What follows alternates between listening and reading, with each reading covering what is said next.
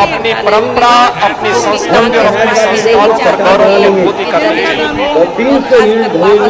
चाहिए। सालों से संघर्ष कर जिन लोगों ने अपने खून पसीने से पार्टी को दिन रात सींचा, बीजेपी ने उन्हें एक झटके में आजमगढ़ की अतरौलिया सीट से किनारे कर दिया। गठबंधन में इस सीट को निषाद पार्टी के हवाले कर दिया और निषाद पार्टी ने ऐसे शख्स को दांव पर लगा दिया है जिससे बीजेपी के प्रति समर्पित कार्यकर्ताओं में काफी निराशा है। सालों से विधानसभा चुनाव की तैयारी कर रहे बीजेपी पदाधिकारियों और कार्यकर्ताओं में भारी असंतोष है, लेकिन पार्टी की फजीयत और कार्रवाई के डर से अभी सार्वजनिक तौर पर मुंह नहीं खोल रहे हैं।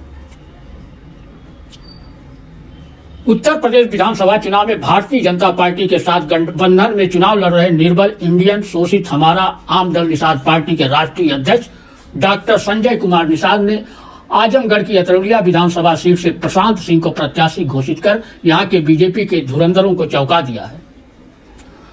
प्रशांत सिंह इंजीनियर हैं और अतरौलिया के पचरी गांव के रहने वाले हैं। लखनऊ में उनका कारोबार है। उनका छोटा भाई अनिल सिंह पचरी गांव में बीजेपी के बूथ अध्यक्ष हैं। भाजपा के लिए राजनीतिक दृष्टि से आजमगढ़ का अतरौलिया विधानसभा क्षेत्र अब तक बंजर घूम रही है। आजादी से लेकर अब तक यहाँ किसी भी विधानसभा चुनाव में कमल नहीं खिल चुका है। यहाँ तक कि राम और मोदी लहर ने भी भाजपा को अतरौलिया में जीत नहीं दिला सकी है। यहाँ पहले सपा के दिग्गज नेता और समाजवादी पार्टी के संस्थापक सदस्यों में मुलायम सिंह यादव के साथ रहे बलराम यादव का जादू चला था। अब उनके पुत्र डॉक्टर संग्राम यादव का कब्जा है। अतीत के पन्नों को उलटकर देखें तो इस सीट पर पूर्व मंत्री बलराम यादव 5 बार विधायक रह चुके हैं और मुलायम सिंह यादव अखिलेश सरकार में मंत्री भी रह चुके हैं। पिता बलराम यादव की विरासत को संभालते हुए डॉक्टर संग्राम यादव 2 बार से लगातार विधायक होते आ रहे हैं। डॉक्टर संग्राम यादव ने 2012 में पहली जीत दर्ज की थी और 17 में दूसरी बार बीजेपी को हराकर सपा का परचम लहराया। पिछले चुनाव में डॉक्टर संग्राम यादव ने सपा के टिकट पर बड़ी जीत हासिल की थी। इस बार के चुनाव में भी डॉक्टर संग्राम यादव ही सपा के टिकट पर चुनाव मैदान में हैं। वे अपने क्षेत्र में कराए गए विकास के मुद्दे को लेकर बीजेपी को चुनौती देते नजर आ रहे हैं और कहते हैं हमारे और बीजेपी के काम में फर्क देखना हो तो सार्वजनिक मंच लगाकर सामने आए। बीजेपी के राज में निधि तो सस्पेंड थी, उसका बीजेपी नहीं प्रचार करा रही है। निधि भी सस्पेंड कर दिया, विधायकों का वेतन भी घटा दिए कि कोरोना।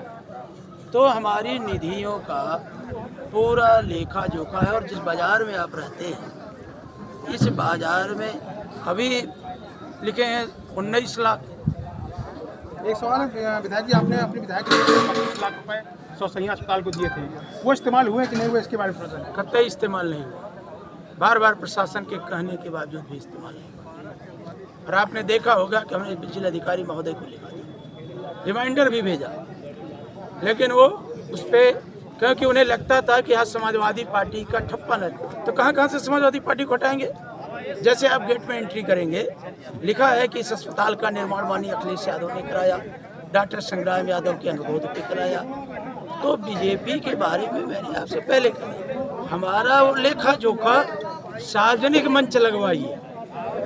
एक तरफ उनका, एक तरफ हमारा, और हम उनको नाम से गिनावें कि जहाँ आप खड़े हो।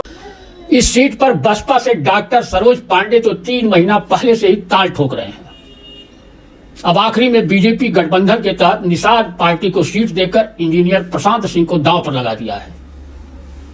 अब देखना यह होगा कि डॉक्टर संग्राम यादव के विकास के नाम पर अपनी सीट पर हैट्रिक लगा सकते हैं या बीजेपी निषाद पार्टी के भरोसे कमल खिला सकती है। अतरौलिया सीट पर तो जेल में बंद बाहुबली अखंड प्रताप सिंह की भी नजर थी। इस सीट पर नजर रखने का कारण यह था कि 2017 के विधानसभा चुनाव में अखंड प्रताप सिंह इस सीट से बसपा के टिकट पर चुनाव लड़े थे। चुनाव में भले ही वह तीसरे स्थान पर थे, पर इस सीट पर निषाद पार्टी के बहाने इस बार अपनी पत्नी को यहां से चुनाव लड़ाना चाहते थे। इसी को ध्यान में रखते हुए 1 माह पहले अपनी पत्नी वंदना सिंह को निषाद पार्टी की सदस्यता भी दिलाई थी। अखंड प्रताप सिंह हत्या के मामले में जेल में बंद है। ऐसे में अपनी पत्नी को निषाद पार्टी से अतरौलिया सीट से चुनाव लड़ाना चाहते थे, पर वंदना सिंह टिकट पाने में कामयाब नहीं हो सकी।